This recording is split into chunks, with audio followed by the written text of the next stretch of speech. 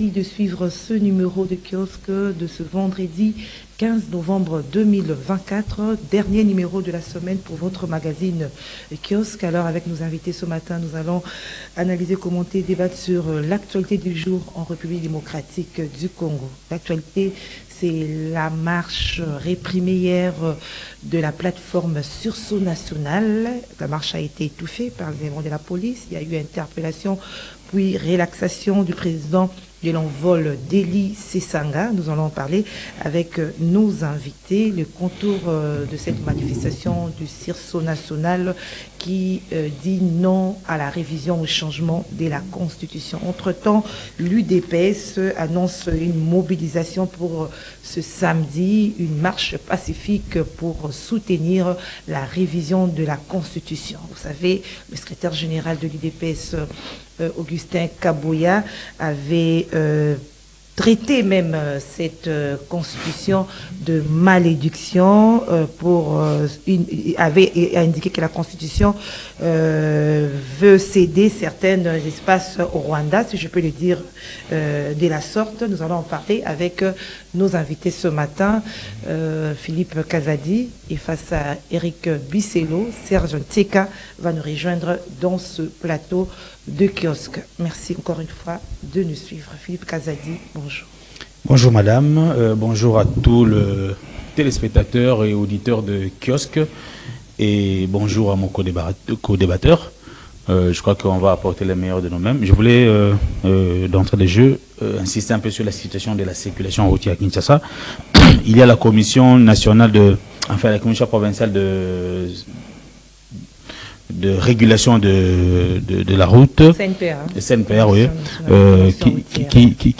qui me paraît faire un travail, mais là je crois qu'ils sont débordés. Peut-être qu'il faut un peu plus de moyens humains pour quand même arriver à faire face à cette question d'embouteillage. Ça ne va pas, c'est impraticable, mais j'ai suivi que dernièrement ils ont fait un rapport mi-parcours pour dire que ça va, mais non, mais moi, comme usager de la route, ça ne va pas.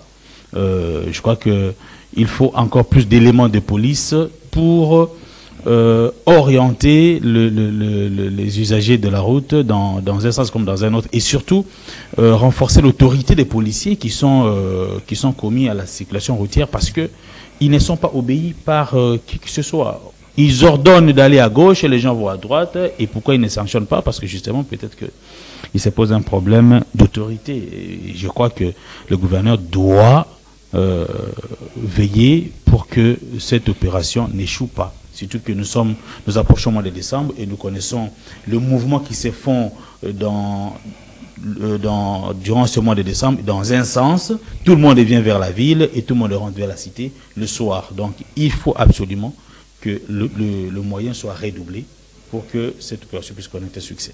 Le CNPR, la commission, c'est ça, la CNPR a annoncé le réajustement de cette mesure. Attendons voir. Attendons voir. Hier, j'ai vu le chef d'État était sur le terrain, il a fait le pied, il s'est rendu compte de la situation. Non, je crois que ça déborde de toute autorité, mais une seule solution, c'est l'autorité de l'État, madame. Il faut que les agents qui sont commis dans la circulation routière soient craints des usagers de route. Tant qu'on ne saura pas le craindre, tant qu'on ne respectera pas les orientations qu'ils nous donnent sur la voie routière, rien à faire. Ce n'est pas d'abord un problème de route, ce n'est pas d'abord un problème de trop de véhicules, mais c'est d'abord un problème de la manière de conduire. On peut beau faire la route, on peut réduire le nombre de véhicules à Kinshasa, mais si on conduit mal, ça sera toujours comme ça. Voilà. Eric Bisselo, bonjour. Bonjour, je retourne l'appareil à mon co-débatteur, je salue les téléspectateurs du kiosque. Je te salue, ça fait un beau bout de temps que je ne me suis pas présenté, mais c'est un réel plaisir de revenir vous voir. Il est vrai que j'avais un autre biscuit parce qu'on a l'impression que quand il s'agit, il y a un sujet d'actualité décidé par le parti présidentiel, on a l'impression que le pays doit vivre au rythme de cette actualité-là et que les acteurs majeurs qui devraient administrer, gérer le pays, démissionnent de leurs fonctions parce qu'ils doivent se concentrer à plaire au prince et au roi.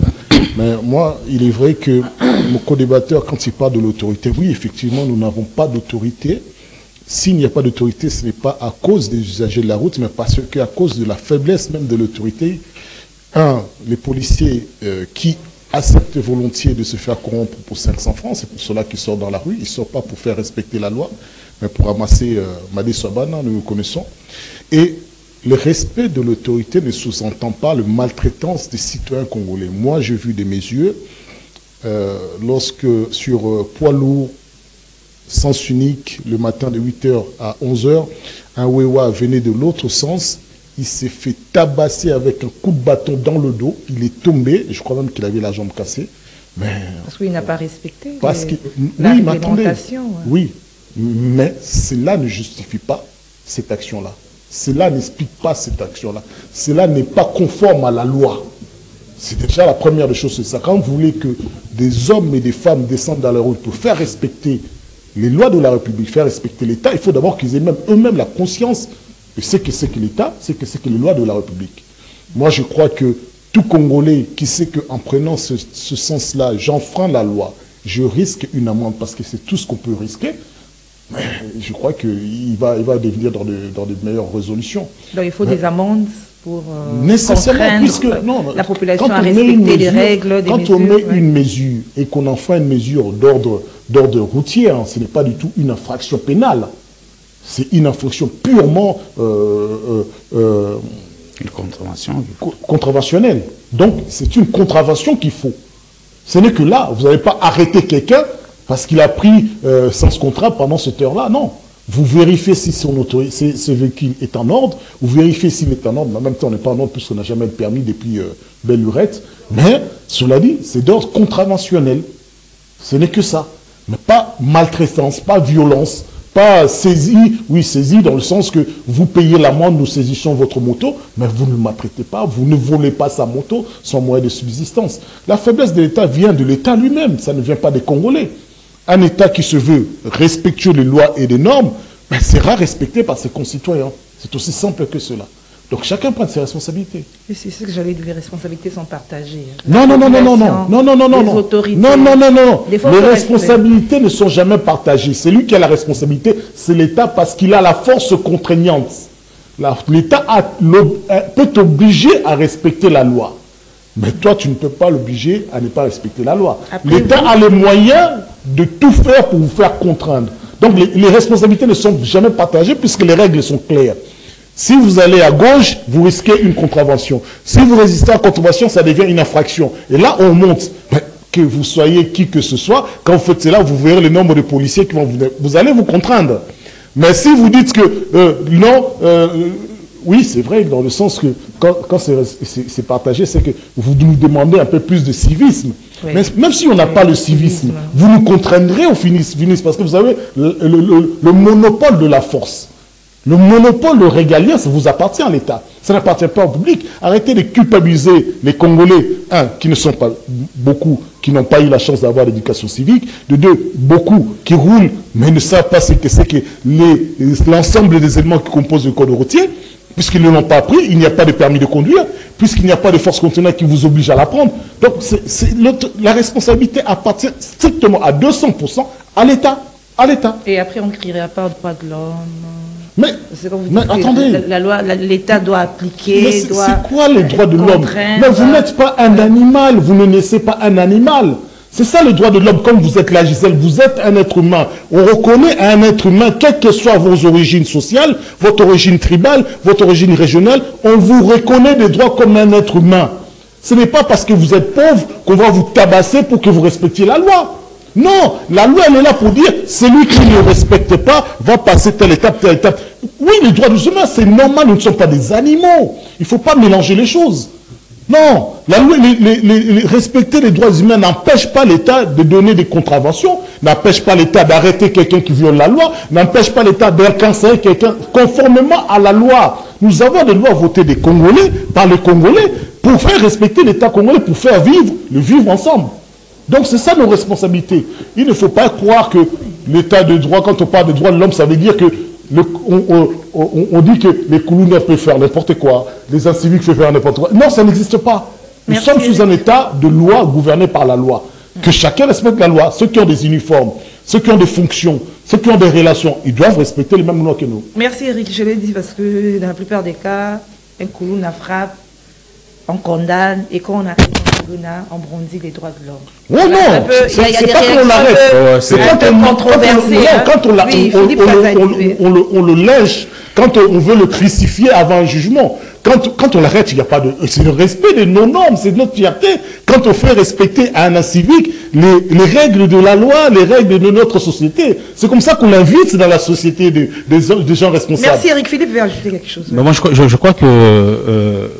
le nom, c'est monsieur Eric Bisset. Monsieur Eric n'a pas totalement tort de dire que la responsabilité première revient à l'État, mais il ne faut quand même pas escamoter ou occulter ou mettre de côté la responsabilité des citoyens. Nous sommes quand même des citoyens, nous sommes éduqués, nous sommes forcément appelés à pratiquer du civisme à tout niveau où nous nous retrouvons.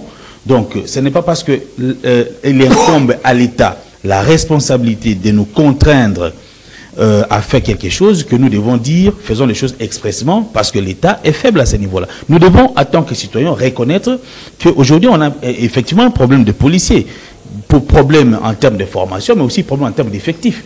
Nous avons pratiquement un policier qui est appelé à sécuriser 1000 Congolais, madame. C'est quand même pas possible, c'est trop. Et sans compter le fait que plus de policiers se retrouvent dans la sécurisation des institutions et des acteurs politiques. Des ministres, des députés, des gouverneurs, des ministres nationaux, provinciaux, ainsi de suite. Les policiers sont là. Et les autres Congolais et les autres secteurs où la sécurité devrait être, où la rigueur de la loi plutôt devrait être appliquée, ça ne s'applique pas. Et à cela, il faut ajouter peut-être la précarité de la situation des policiers qui leur pousse notamment à ne pas respecter eux-mêmes déjà la loi en amont. Mais il faut, je l'approuve, que l'État doit faire les maximums pour que les choses reviennent à la norme. Il faut que l'État fasse cela. Ce n'est pas aux pauvres citoyens qu'on va appeler à respecter la loi sans savoir qu'il y a une contrainte. Merci. Parce que tout le monde craint... Merci, je ferme la parole. Tout le monde craint la contrainte. 30 secondes. Ouais. Il va encore me donner raison. Parce que ce qu'il dit n'est pas faux. Le sens du civisme. Mais le civisme n'est pas inné.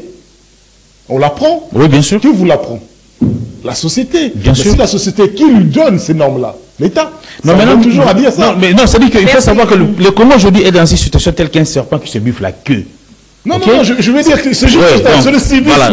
C'est-à-dire que vous avez la chance d'avoir cette éducation, cette formation, mais ceux qui y en a, la majorité des Congolais n'ont pas la chance, parce que ce sont des connaissances qu'ils doivent apporter. Je dis que le Congo aujourd'hui, c'est un serpent qui se buffe la queue, dans le sens où on ne sait plus par où commencer. Est-ce le problème de l'État ou le problème de la société? Parce que ceux qui adviennent aux fonctions de l'État, excusez, ceux qui adviennent aux fonctions de l'État viennent de la société. Qui organise? Voilà, merci Philippe, merci Eric. Je ferme la parenthèse. Alors nous prenons notre sujet. La manifestation réprimée de l'opposition. On a vu hier l'opposition. La plateforme, c'est sursaut national hein, ou patriotique. Alors, il y a eu des interpellations, relaxations, de façon générale. Eric Bisset, quelle analyse vous faites de cette situation? De façon générale, je suis de ceux qui pensent que la liberté d'expression prime. La liberté d'expression, il ne faut pas tout de suite mélanger avec des violences, avec supposer que quand on va manifester, on va casser. Non, non. La liberté d'expression, pour moi, prime sur la liberté des contraintes. C'est ça qui forme une génération consciente des responsabilités qui lui engagent. Lorsque, même si c'est l'opposition, ils veulent manifester, même s'ils n'ont pas averti l'autorité provinciale, vous savez qui est celui qui organise, vous le responsabilisez sur ce qui peut arriver. En outre, vous les responsabilisez comment? Parce que vous dites, même s'ils n'annoncent pas, vous les responsabilisez. C'est-à-dire quoi? Déjà, vous l'avez identifié, vous savez qui fait la manifestation. De deux, s'il y a la police qui est là, vous dites, voilà, ce qui va arriver, s'il y a des accidents, des problèmes, des incidents, c'est vous qui en êtes responsable. Vous le responsabilisez. C'est-à-dire que parce que vous ne nous avez pas donné les moyens de sécuriser votre marche, de sécuriser votre manifestation. S'il y a des casses, s'il y a des violences, vous aurez la responsabilité. C'est-à-dire quoi, même sans autorisation, on doit laisser... Oui, parce que c'est pour cela que quelque part, je ne peux pas être contre la révision de la Constitution. Ce préalable-là de soi-disant demande... cette information est interprétée par ceux qui sont au pouvoir un droit qu'on peut refuser. Informer ne veut pas dire demander l'autorisation. C'est ça que peut-être il faut, dans mon sens, je trouve un peu de timidité dans la Constitution congolaise ou bien d'ambiguïté. C'est l'autorité qui doit prendre conscience qu'effectivement, lorsqu'il y a un malaise aussi profond, les acteurs aussi responsables que Denis Esanga, qui était candidat président de la République à plusieurs reprises, on ne va pas le considérer comme étant un plaisantin ou quelqu'un d'irresponsable. Quand même, prenons nos responsabilités, soyons sérieux. Donc, en cela, la liberté d'expression, pour moi, équivaut. De la même façon, vous me parlez que l'UDPS veut faire sa marche, dans le calme. Moi, je ne me souviens pas avoir une marche dans le calme qui soit bien finie. Mais cela dit, c'est la liberté d'expression. Il ne faudrait pas que eux, quand ils fassent sa marche, on dit, c'est ça la liberté, ils sont informés. Mais quand une frange de l'opposition veut effectivement participer à cette vie démocratique, on dit non, il faut une information, sous-entend une demande à l'autorité provinciale. C'est-à-dire quoi, si je résume vos propos, c'est-à-dire qu'on laisse tout le monde manifester comme c'est un liberté. C'est ça ce que vous voulez dire. Je ne dis pas que vous le laissez. J'appelle même c'est du civisme que de manifester, parce que manifester sous-entend qu'on est en train d'alerter l'autorité sur un dysfonctionnement, sur un malaise. Et je dis, ce n'est pas une forme de manifestation de tendance à créer un désordre, mais d'alerter les citoyens, d'informer les citoyens. Mais qu'est-ce que c'est qu'une manifestation si ce n'est que d'exprimer un avis? C'est aussi simple que cela. Je dis que dans un cadre où vous n'informez pas pour que nous sécurisions votre marche, prenez vos responsabilités. La police sera là effectivement pour voir qu'il n'y a pas de dégâts, des choses, mais la police n'est pas là pour maltraiter ceux qui expriment un droit constitutionnel. C'est votre point de vue. Alors, effectivement. Sermtika est avec nous. Comme vient de le dire Eric, il y a eu ce problème-là au nom. Les manifestants ont dit qu'ils avaient informé l'hôtel de ville. J'ai suivi le VPM de l'intérieur qui dit qu'il n'avait pas... il n'a pas vu l'autorisation. C'est un peu... les débats, c'est autour de l'autorisation ou pas. Est-ce que vous abordez dans le même sens qu'Éric, disant que même sans autorisation, c'est un droit?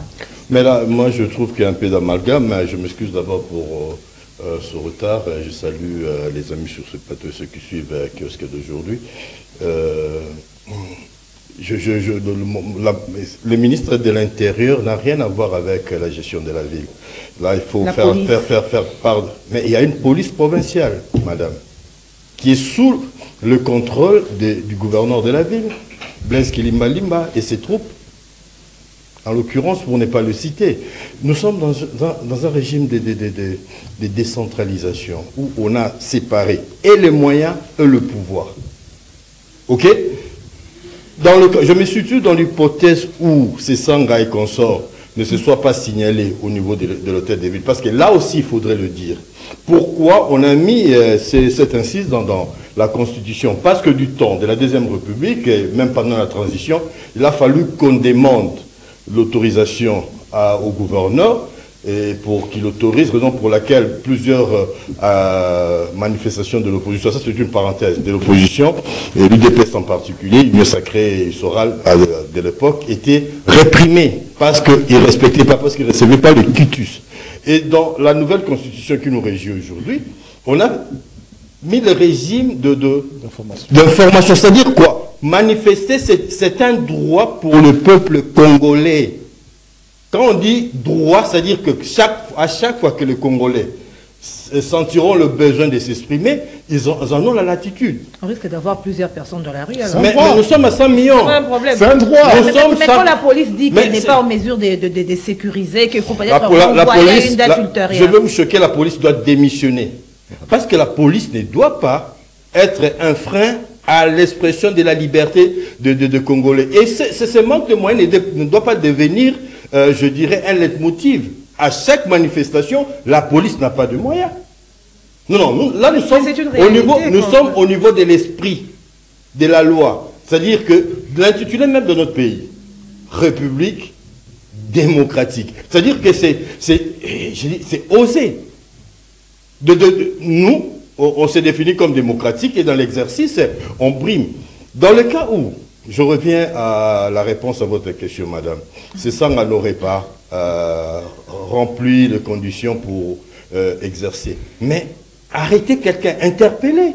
Monsieur Moutamba, monsieur le ministre, les états généraux de la justice doivent plancher sur ce genre de choses. Le mode d'arrestation, est-ce que c'est de cette façon-là qu'on doit interpeller un citoyen? Je ne parle pas des vice-présidents, je ne parle pas des députés, je parle des citoyens congolais. La dignité de l'homme congolais aujourd'hui. Ça aurait été un Libanais, on dirait, voilà, les Libanais, les Indiens ne nous respectent pas. Cette police-là a respecté l'homme qui était là. L'empêcher, peut-être la police serait dans ses droits, au regard d'une certaine loi. Mais la manière, moi je parle de la manière.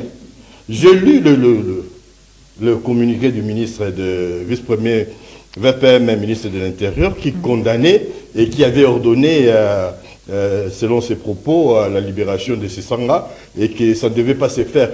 Pour des gens qui sont sortis de l'UDPS, de l'opposition, et laisser faire des choses de cette façon-là, ça devait être inquiétant. J'ai été soulagé quand j'ai lu le communiqué du VPM de l'Intérieur. Je dis, bon, voilà, il y a des gens qui comprennent, au moins à travers de mots, hein, même si ça ne peut pas corriger quoi que ce soit, mais des gens qui comprennent que ce qu'eux avaient refusé hier, ils ne peuvent pas l'autoriser aujourd'hui. Non. Et malheureusement, nous avons une mémoire pour savoir ce qui s'est passé hier et ce que nous voyons aujourd'hui. Aujourd'hui, ça devrait être mieux, beaucoup mieux. Si on doit vous interdire, si on doit vous interpeller, on a vu le cas avec Maria Toumba, la TikTokeuse, comment on l'a arrêtée. On voit aujourd'hui avec Moutam, avec Sesanga, j'ai dit, monsieur le ministre, vous prêchez, mais en pratique, ça ne suit pas. S'il vous plaît, protégez-nous. Protégez-nous, parce que demain, ça peut être un journaliste, ça pourrait être moi, ça pourrait être vous, ça pourrait être tout le monde. Et vous arrêtez de cette façon-là, sans dignité, sans respect. Alors, c'est pas parce que la police était face à la résistance. Alors, qu'il devrait faire... Mais vous avez vu les images? Ouais. Mais c'est un citoyen qui donnait ses moyens de défense. La police urbaine devait avoir le moyen de maîtriser les troupes. Dans le cas, dans l'hypothèse, hein, c'est dans l'hypothèse où les étudiants se fâcheraient un jour, sortiraient dans la rue et sans demander l'autorisation, parce que dans ces cas-là, il n'y en a pas, la police tirerait sur les gens. La police urbaine, la police moderne devait avoir le moyen anti-émeute, le moyen de maîtriser sans utiliser des armes létales. Face à la résistance. Hein. Des armes létales, par exemple. Et dans ces cas-là, il devait y avoir des spécialistes, parce que la police, ce sont des cadres formés, des agents formés, pour maîtriser, et c'est sans violence, sans manquer du respect. Parce que après, quand l'opposition va monter au créneau pour tirer sur le gouvernement, on dirait qu'ils sont en train de mentir. Et il faut compter avec le fait aujourd'hui que le tout est en temps réel sur les lignes, pendant que dans nos rédactions, on cherche à traiter l'information, à couper, à écrire, et automatiquement, ceux qui ont leur téléphone public nous prennent des coups.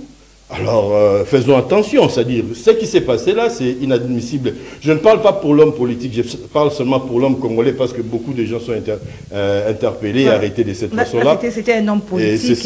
Et là, c'est encore pire. Là, le débat va encore très loin, on n'aura pas le temps de tout. Alors, une dernière question, peut-être. Les opposants aussi, aujourd'hui, croient qu'ils sont au-dessus de la loi. C'est l'impression que beaucoup de gens... Vous êtes de quel côté, là? Moi, je suis journaliste. C'est moi qui pose les questions. Je suis journaliste. Nous recoupons des informations, je suis choqué. des idées des uns et des autres, selon certains observateurs. Quand vous parlez d'opposition, moi je suis journaliste, nous prenons les avis, les réactions, les opinions des uns et des autres. Non. Les uns et des autres, pour certaines personnes, les opposants, certains opposants, pas les... On les empêche de manifester. Oui, ça fait 6 ans. Ils se croient au-dessus de la loi. Excusez-moi de vous titiller un peu, madame, mais je pense que quand on parle de l'opposition, il s'agit de quelle opposition, parce qu'elle n'est pas une aujourd'hui. L'opposition est plurielle, et ce n'est que normal que quelqu'un qui soit dans l'opposition cherche à créer la faute dans le camp de ceux qui sont au pouvoir. Je l'ai dit sous contrôle de ceux qui étaient dans l'opposition il y a 6 ans. Ah, c'est Philippe Kazadi.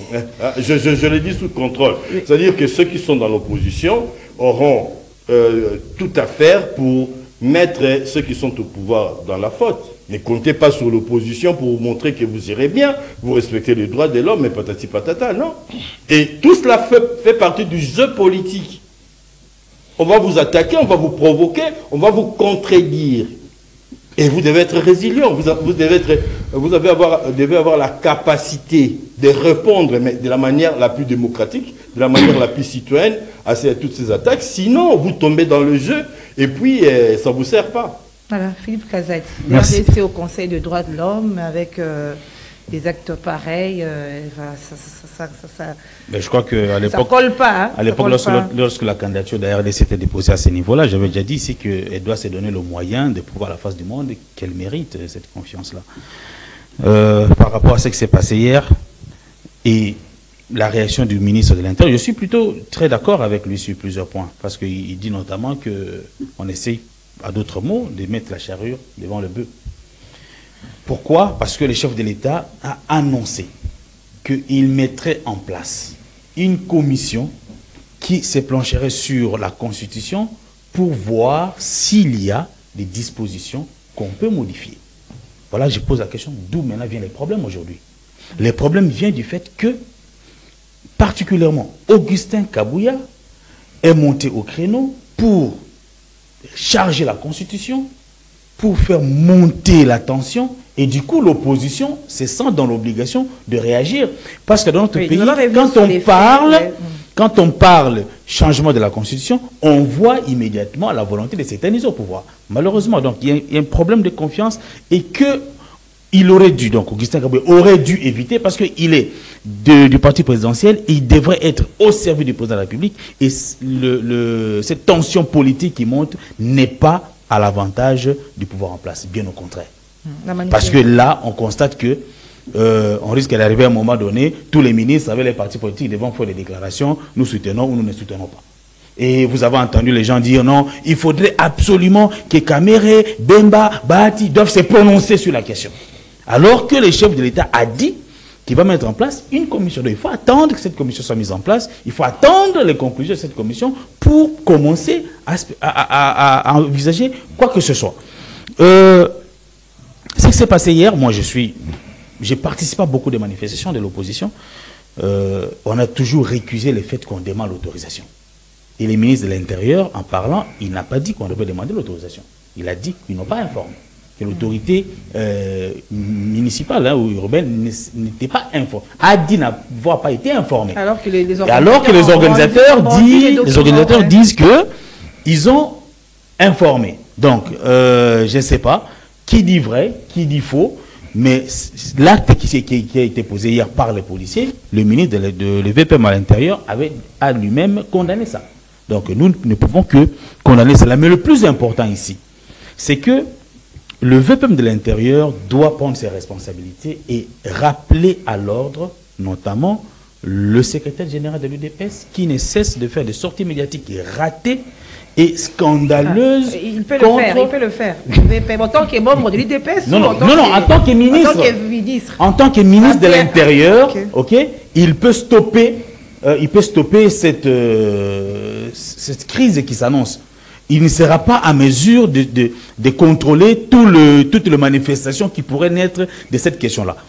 Si effectivement on veut réviser la Constitution pour le bonheur du peuple, si on veut vraiment pour le bonheur du peuple, ça ne peut pas donner lieu à tout ça. Parce que, prenons l'exemple, on dit, comme j'ai entendu le sénateur qui sur le tour de le dire, qu'il y a trop de pouvoir du ministre de l'Intérieur sur les provinces et qu'on peut réviser ça. Est-ce que ça peut donner lieu à ces chaos? Non, ça ne peut pas donner lieu.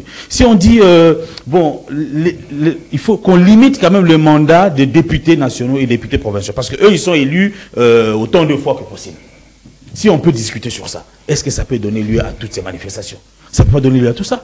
Mais quand on vient nous dire l'article 217 et qu'on confond la souveraineté nationale avec l'intégrité du territoire, et on croit connaître, on veut distiller dans l'opinion un mensonge pour soutenir les changements, ou enfin, pour soutenir la révision de la Constitution. D'ailleurs, Kabouya confond à la fois changement et révision. Nous allons en parler. Excusez-moi, madame, qu'on distille dans l'opinion des faussetés, ça ne peut donner que de mauvais résultats. Donc on va arriver à un moment où la situation va être ingérable. Et ce n'est pas bon pour le président de la République. Moi, je pense que le président de la République et son gouvernement, et son mandat d'ailleurs, je pense que l'UDPS devrait jouer au calme, attendre, comme a demandé le ministre de l'Intérieur, la conclusion de la commission qui sera mise en place par le chef d'État. Et c'est au mois de janvier. Il a parlé du mois de janvier 2025. Il faut attendre ça. Et même ceux de l'opposition, ils n'ont pas à s'inquiéter outre mesure que d'attendre effectivement que cette commission-là aussi soit mise en place. Le chef de l'État n'est pas le chef de l'État de l'UDPS. Il est le président de la République de tous les Congolais, même de tous les opposants. Aujourd'hui, là, les opposants peuvent même s'organiser et rencontrer le chef de l'État pour discuter sur la question. Au besoin, lui aussi peut ouvrir la brèche, rencontrer l'opposition pour que cette démarche-là soit inclusive, démocratique, et ça montre vraiment qu'on veut une constitution à la mesure du Congo et que ce ne soit pas une constitution qui sera taillée sur mesure de quelqu'un. Merci Philippe. Mais par rapport à la manifestation hier, on a vu que ça a donné de la matière même au FCC, au moment où on a vu Néhémie s'exprimer. Voilà, donc. Alors qu'on oublie ce qui s'est passé dans c'est pourquoi je dis que Augustin Kabouya, c'est comme un joueur. Augustin Kabouya, il va m'excuser franchement pour que je parle contre lui. C'est comme un joueur qui joue contre son propre camp. Effectivement. Il joue contre son propre camp. Il ne peut pas, du haut d'une tribune, dans une manifestation publique, dire par exemple que la Constitution est une malédiction. Donc le président de la République a prêté serment sur une malédiction, et il oublie que même sa propre liberté, la Kabouya, de parler publiquement comme ça, est garantie par la même constitution qu'il appelle malédiction. Et quand il soulève les insuffisances qu'il dit dans cette constitution, au regard de ces insuffisances soulevées, on ne peut quand même pas aboutir à dire que la constitution est une malédiction. Parce que l'article 217, qu'on le veuille ou pas, même si on change 10 fois de constitution, cette matière-là reviendra toujours. Donc c'est un mensonge. Il dit même que non, la constitution... Non, ça n'existe pas. On parle de la souveraineté. Il confond souveraineté et intégrité territoriale. C'est ça le problème. L'UDPS peut vraiment induire l'opinion. Non, moi je crois qu'il n'a pas le niveau d'aborder cette question-là. Il ferait mieux de se taire sur ça. Mais il fallait qu'une personne sur la question des révisions, effectivement, les deux personnes qui sont sorties pour le nom du chef de l'État, à savoir Augustin Kabouya et la Première ministre, ne sont pas à la hauteur de ce débat. Parce que le Premier ministre confond l'article 89. La Première ministre la Première ministre de la Constitution française avec la Constitution congolaise. Donc, je crois qu'ils n'ont pas lu la Constitution. Augustin Kabouya, ses insuffisances sont déjà connues, mais il devrait arrêter quand même. Parce qu'il ne doit pas savoir ce que c'est que le SDEC. Il ne doit pas savoir ce que c'est que le MUTA. Il ne doit pas savoir ce que c'est que l'agenda 2063 de l'unité africaine. Parce que s'il le saurait, il ne parlerait pas de l'article 217. C'est aussi simple que cela. Et en toute sincérité, quand on regarde un parti au renom de l'UDPS, quand vous voulez engager une action aussi importante pour toute la nation, pas que pour la majorité, qu'est-ce qui vous empêche de partir vers l'opposition pour des discussions? C'est ça la diplomatie, c'est ça l'intelligence. Que cette opposition aussi accepte, hein, parce qu'on a vu mais est-ce qu'elle a refusé? Est-ce qu'elle a refusé? Jusque-là, personne n'a... Est-ce qu'elle a refusé? Moi, je me souviens, le chef de l'État, quand c'est en 2019, il est sorti, il a dit « Aidez-moi à avancer », tout le monde est parti le voir. N'est-ce pas? Mais après, quand il a parlé de la... Mais quand tu veux se comporter en chef de l'État de la République démocratique du Congo, et non pas un président AI de l'UDPS, mais les Congolais vont vers lui. Les Congolais sont respectueux des institutions. Maintenant, quand c'est un parti politique qui se dit que non, c'est notre président AI, c'est un tel qui fomente des coups, c'est la Constitution qui nous empêche de créer du travail, c'est la Constitution qui nous empêche d'appliquer la démocratie et les libertés d'expression. Mais il ne œuvre pas dans ce sens-là. Le chef d'État, effectivement, il a dit qu'il met une commission de réflexion. Il n'y a pas de mal. L'opposition ne s'agite pas pour cela. L'opposition s'agite lorsque sa famille politique commence à parler précisément de certains articles. Qui a parlé de ça? Quand on nous parle de 117, c'est quoi? Quand on parle de réviser la durée présidentielle, allez dans des débats avec le membre du DPS, ils vont vous dire... Dans des débats, mais est-ce que c'est de façon officielle ou mais je vous dis non. Dans des débats, lorsque nous sommes ici, qu'est-ce qu'il y a d'officiel? Représenter l'opposition, représenter la majorité. Mais c'est un débat qui va exacerber les positions des uns des autres. Parce que quand vous voulez me dire que 5 ans, c'est pas suffisant, moi je vous dis, aux États-Unis, c'est 4 ans. C'est pas suffisant pour bien faire? Quand vous allez me dire que non, nous avons besoin de 18 ans ou de 30 ans comme ceux qui sont passés, je dis, mais d'autres temps, d'autres mœurs. Et nous avons besoin que vous avez terminé votre mandat, vous passez. Si vous voulez réviser la Constitution pour rester, non. Voilà, on rentre dans les détails, alors que ce n'est pas le vœu, en tout cas, le chef d'État, en tout cas, ce n'est pas dans ses dires. Quand on va rentrer dans les détails, c'est là qu'on va avoir les positions de guerre tranchées, les positions des uns et des autres. Maintenant qu'on n'est pas dans le détail, il n'y a pas de problème, il y a matière à réfléchir. Moi, je suis d'emblée à vous dire que cette Constitution a besoin d'être améliorée. Notamment le rôle de la Cour constitutionnelle, notamment l'indépendance judiciaire qui ne doit pas être touchée, mais renforcée, notamment les responsabilités des acteurs politiques, et même, pourquoi pas, à travers la Constitution, déterminer un mécanisme de fixation des émoluments de députés. Voilà des choses qui, aujourd'hui, nous paraît évident que ce n'est pas une constitution de taille mesure pour quelqu'un, mais c'est une constitution de taille mesure pour ceux qui sont au pouvoir en permanence. C'est une partie, une aristocratie qui veut qu'on va tourner vers rester au pouvoir, on va toujours être fort et puissant. On aura toujours la capacité de nous régénérer puisque nous sommes déjà dans le système. Et il faut arrêter cela. Limiter les durées des mandats des députés nationaux, ce sont des réflexions, on peut en discuter. Mais cela dit, vous n'allez pas nous dire que non, vous avez la science infuse, vous êtes le meilleur parce que vous êtes arrivé au pouvoir et qu'avec vous, nous, 6 ans en haut, on ne voit rien, mais vous dites que non, on n'a pas encore fini d'en voir. C'est-à-dire quoi? La Constitution prévoit le mécanisme de sa... De révision, seulement de révision. Ouais, ouais. Non, seulement de révision, pas de changement. On peut en parler, c'est un débat qu'on peut mettre sur la table. C'est normal le débat. Alors, parce pourquoi que l'opposition s'agite alors? Il fallait peut-être attendre les référendums et dire non. Non, premièrement, si le chef dit il met une commission pour le changement, ça pose un problème. Parce que pour le changement, il faut d'abord qu'il, par référendum, il demande aux Congolais, par une question simple. Vous m'autorisez-vous à changer la Constitution? Nous lui répondions. Et là, il peut actionner la démarche. Ça, c'est la première. Ça, c'est d'abord le préalable. C'est le seul mécanisme que la population lui-même lui donne l'autorisation, le droit de revoir s'il y a matière à changer la Constitution. Ça, c'est de 1. Mais quand il s'agit de révision, je vous ai dit, certains qui pensent avoir la science infuse viennent nous parler des matières verrouillées en révision. Vous dites, mais attendez, vous avez le poids dans la tête, vous parlez de changement ou révision? Puisque en révision, il y a des matières verrouillées, notamment l'indépendance de la justice, la durée du mandat, les formes de référendum. Ce sont des matières verrouillées, même l'article 220 en soi, on ne peut pas les revoir. Mais vous arrivez à dire non, vous allez revoir, donc vous ne parlez plus de révision. Donc on s'agite parce que c'est une question qui nous concerne en tant que citoyens. C'est ça la démocratie. Donc la plateforme Sursaut National voit déjà les mal de loin. Hein. Alors bien qu'il y a certains articles qui doivent être révisés, comme vient de le souligner Eric, mais il voit déjà le mal, il sous-entend qu'il y a quelque chose de caché. Hein, autant que la plateforme et le parti présidentiel se donnent la liberté d'expliquer, de penser, d'élaborer des projets, autant que du côté de l'opposition, ils en ont le droit. Des contrecarrés. Ça, c'est une guerre à distance. Guerre d'esprit des Bakinois Balobara. C'est-à-dire que vous pensez, vous jetez des pamphlets, des ballons d'essai, et les autres, de leur côté, essaient de vous répondre à distance. Mais je pense que ce débat se passe à 2 niveaux. Hein.